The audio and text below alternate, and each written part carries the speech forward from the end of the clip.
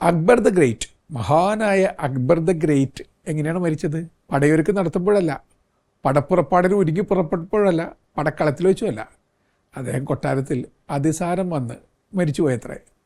അതിസാരം വന്ന് മരിക്കുന്ന അദ്ദേഹത്തിൻ്റെ വൈദ്യന്മാരോട് ഇങ്ങനെ പറഞ്ഞിട്ടാണ് മരിച്ചത്: അനേകം എക്സ്പേർട്ടായിട്ടുള്ള ഡോക്ടർമാരുടെ സഹായത്തോടു കൂടി ഞാൻ കടന്നു പോവുകയാണ്. ഒരാൾ അങ്ങനെയൊക്കെ കടന്നു പോവുകയാണ്. എത്ര നിസ്സാരമായിട്ടാണ് കടന്നു പോകുന്നതെന്ന് ആലോചിച്ച് നോക്കുക. ഇത്രയൊക്കെയുള്ള മനുഷ്യരുടെ കാര്യം. ഷാജഹാനെ മകൻ ഔറംഗസീബ് തടവിലാക്കി റെഡ് ഫോർട്ടിൽ. അവിടെ കിടന്നുകൊണ്ട് നരകിച്ച് താജ്മഹൽ നേർക്കാഴ്ചയായി കണ്ട് അയാൾ അങ്ങനെ വിഷമിച്ചു. അയാളുടെ ഒപ്പം ഉണ്ടായിരുന്ന ജഹന്നാര എന്ന മകൾ അയാളൊരു പാട്ട് പഠിപ്പിച്ചു കൊടുത്തു. ഉറുദു പാട്ടാണ്. മുസാഫിർ മുസാഫിർ ജിന്ദഗിയേക്ക് പൂലഹേ ചലക്കേ ജാവോ.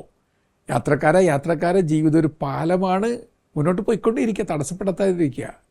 ഇനി താജ്മഹലിനെ നോക്കി ഭക്ഷണം പോലും കഴിക്കാൻ വിസമ്മതിച്ച് ശരിക്കും ഒരു ഭിക്ഷക്കാരനെ പോലെ ഈ ഷാജഹാൻ എന്ന അതിസമ്പന്ന, ലോകത്തിലെ ഏറ്റവും സമ്പന്നനായ ചക്രവർത്തി മരിച്ചു. ഇനി അയാളുടെ മകൻ ഔറംഗസീബ് അച്ഛനെ തടവിലാക്കി, പെങ്ങളെ തടവിലാക്കി, സഹോദരങ്ങളെ ഒന്നൊന്നായി കൊന്നൊടുക്കി. എന്നിട്ട് ആ കൊന്നൊടുക്കപ്പെട്ടവരുടെ ശിരസ് പോലും ഛേദിച്ച് ബാപ്പയ്ക്ക് സമ്മാനമായി കൊടുത്തു. ഇങ്ങനെയൊക്കെ ചെയ്ത മനുഷ്യനാണ്. ഇയാളുടെ അന്ത്യനാളുകളിൽ എങ്ങനെയാണ് അയാൾ മരിച്ചത്? അയാൾക്ക് വല്ലാത്ത പേടി, വല്ലാത്ത കുറ്റബോധം. അയാൾ ഭക്ഷണം കഴിക്കാൻ വിസമ്മതിച്ചു. കാരണം എന്താണ്? ഭക്ഷണത്തിൽ ആരെങ്കിലും വിഷം കലർത്തിയിട്ടെന്ന് പേടി.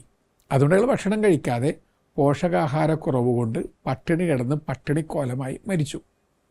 ഇതാണ് മനുഷ്യൻ്റെ നിസ്സാരതയുടെ ചിത്രം എന്ന് തിരിച്ചറിയുക.